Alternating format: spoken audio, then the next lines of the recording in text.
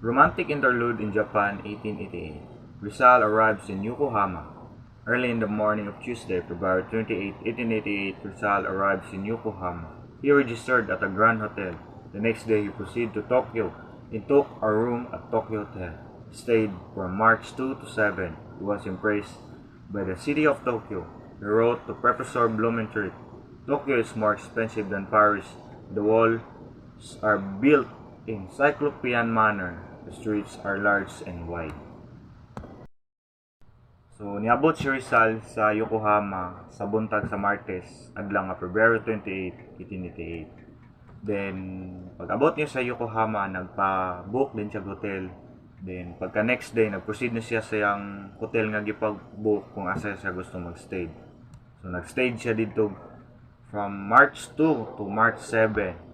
Then, si Rizal is na-impress daw siya sa Tokyo, which means nga ganahan siya sa Tokyo. Din gibalita niya kang Professor Blumentritt. Then gusto po niya ang kadalanan sa Tokyo kay lapad o luag. Rizal in Tokyo. Shortly after Rizal's arrival in Tokyo, he was visited at his hotel by Juan Perez Caballero, Secretary of Spanish Legation. The latter invited him to live at the Spanish legation. Rizal, being an intelligent man, realized that Spanish diplomatic authorities were instructed from Manila to monitor his movements in Japan. He accepted the invitation for two reasons. One, he could economize his living expenses by staying at the legation, and two, he had nothing to hide from the prying eyes of the Spanish authorities. Rizal on Osisan. Rizal's great love for the Osisan is attested by the hero diary of the eve of his departure. With this tenderly tragic in his own diary, Rizal bade farewell to the lovely Osisan. Ang dakilang pagmamahal ni Rizal sa Osisan ay pinatutunayan ng talarawan ng bayani sa mga bisperas ng kanyang pag-alis sa magiliw na trahedyang entry na ito sa kanyang sariling diary. Nagpaalam si Rizal sa kaaya-ayang na si Osisan. Sayonara, Japan. On April 13, 1888, Rizal boarded the Belgic, an English steamer that Yokohama bound of the United States. He left Japan with a heavy heart, for he knew that he would never again see this beautiful land of the cherry blossoms in his beloved Osisan. Surely his sojourn in the Japan for the 45 days was one of the happiest interludes in his life. Noong April 13, 1888, sumakay si Rizal sa Belgic, isang English steamer sa Yokohama patungong Estados Unidos. Umalis siya sa Japan na mabigat ang puso dahil alam niyang hindi na niya makikita ang magandang land of cherry blossom na ito at ang kanyang minamahal na si Osisan. Tunay na ang kanyang pananatili sa Japan sa loob ng 45 araw ng isang pinakamasayang interlude sa kanyang buhay. Osisan after Rizal departure. As everything on the earth has to end, the beautiful romance between Rizal and Osisan inevitably come to the dolorous ending, sacrificing his personal happiness.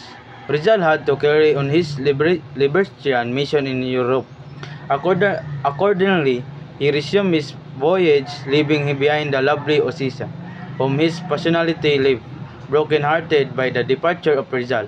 The first man to capture his heart, Osisan mourned for a long time the loss of her lover. Eventually, she became resigning to her fate, cherishing unto death the nostalgic memories of her romance with Rizal.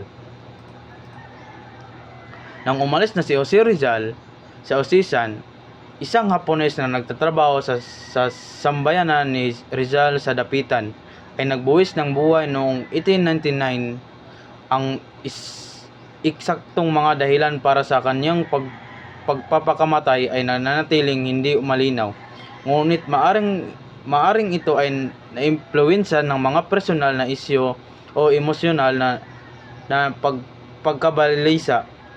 Sa kasamaang palad, mayroong limitadong impormasyon sa mga pagkagamitang tungkol sa mga tiyak na pangyayari na nakakapalibot sa buhay ni Osisian at ang mga kaganapan na humahantong sa kanyang trahedyang ng pagtatapos.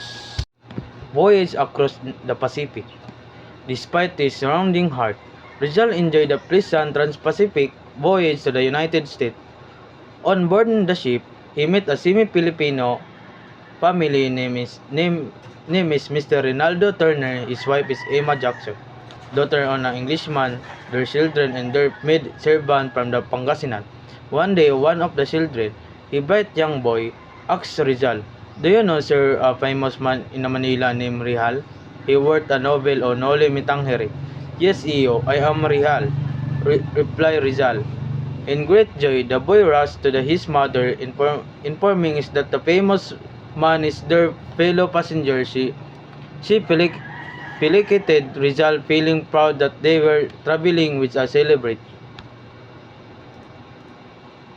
Sa kabila ng kanyang malungkot na puso, nakisaya si Rizal sa masayang paglalayag sa Trans-Pacific patungong Estados Unidos o United States.